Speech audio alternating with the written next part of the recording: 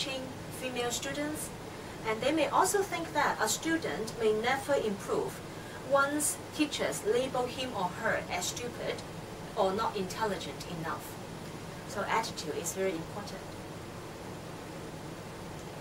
So Peacock, 1999, Peacock studied the Hong Kong tertiary students and teachers and found that students focused significantly greater on vocabulary, grammar, and pronunciation than teachers did. There are some other beliefs which are detrimental to the learning of English. So let's have a look at some more findings. This table shows you a comparison between Poly-U and City-U students concerning the extent of agreement to a number of statements. Let's have a look at number 4. If someone spent 1 hour a day learning a foreign language, to become fluent, it will take him or her A. less than a year, B. 1 to 2 years, C. 3 to 5 years, D. 6 to 10 years, and E. You can't learn a language in 1 hour a day. According to the findings, it seems that most learners fall into the category of C. C means 3 to 5 years.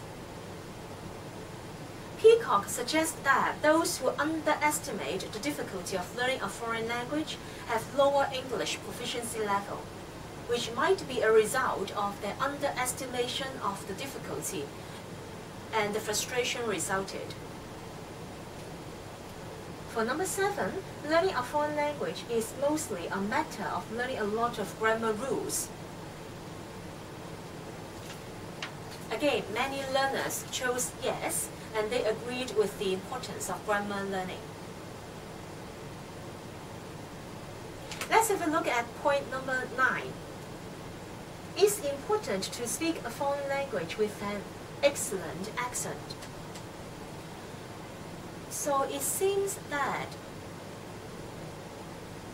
most of the learners said no. I also asked the Year 1 students I taught, also Hong Kong students, to fill in the same questionnaire. And it seems that they're more impersonal when filling in a questionnaire, thinking about what should or should not be done. But when I asked them to do a learning contract, trying to improve 2 areas that they find the most important, the findings seem to reveal a different story. So I will show you the findings very soon.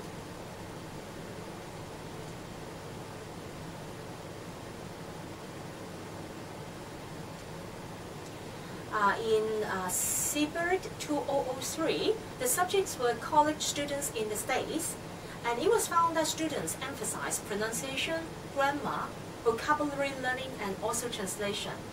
It seems that ESL learners focus on similar areas in learning English, despite their different nationality backgrounds. In David's study, subjects were college students in Macau. Students had stronger belief than teachers in the following. So these are the points where teachers and students had significantly different opinion. The first point is that teachers should correct students when they made grammatical mistakes in order to prevent the formation of bad habits. The second point, most of the mistakes L2 learners made were a result of L1 interference. The third point, teachers should present grammatical rules one at a time, and students should practice each of them before moving on. And teachers should use materials that expose students only to those language structures that have already been taught. In Hockey's 2006, the subjects were Italian. The study is mainly about the perception of students and teachers towards language learning activity. For example, grammar, listening to teacher talk, pair work, etc. The subjects, as I mentioned, were Italian students. The findings were that there was a mismatch in students and teachers' perceptions about English learning activities. Students favor more grammar, and teachers favor more discussion and pair work.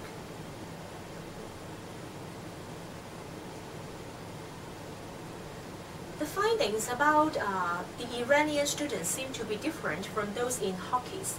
Students were found to have a higher preference for communicative activities. They also have the same problem of underestimating the difficulty of the English language in comparison with their teachers. So, given the close association between language learning attitude and language learning outcome, my study aims at investigating the attitude of second language learners, specifically Year 1 university students, towards English language learning through an examination of the learning contract, which requires students to set some English learning objectives and then carry out some self-access work to achieve the objectives. The learning objectives set by the students can reflect more reliably what ESL learners find the most important in learning English, whether it's grammar, vocabulary, accent, or reading, or anything else.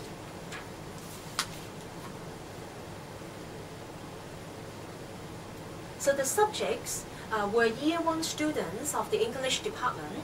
I collected data for 6 years, but today I will only present the data collated so far about one cohort of Year 1 English major students and the implication of the findings.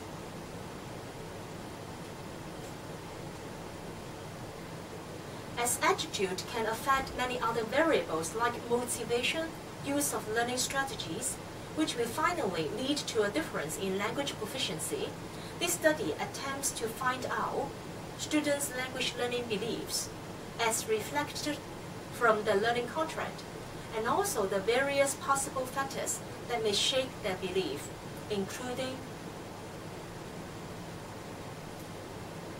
the banding of the secondary school, the English learning experience, the gender, etc.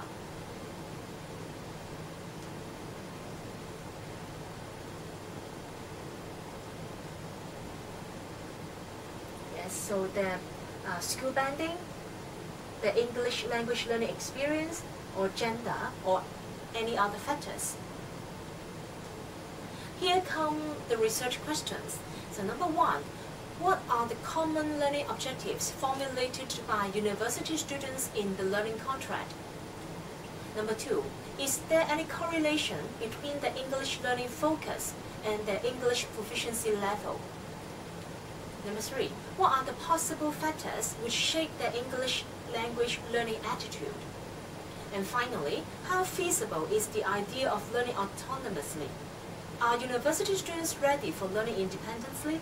What are the pedagogical implications?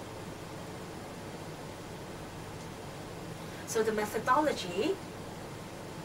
Firstly, the learning contract of students from different programs in the English department over a span of 6 to 7 years. The second one, the comments from students about the usefulness of learning independently and its effectiveness reported in the reflective essay. And finally, I asked students to send me some email messages, answering some questions and also asking me some questions about learning English. So email messages from students, answering questions regarding their school type,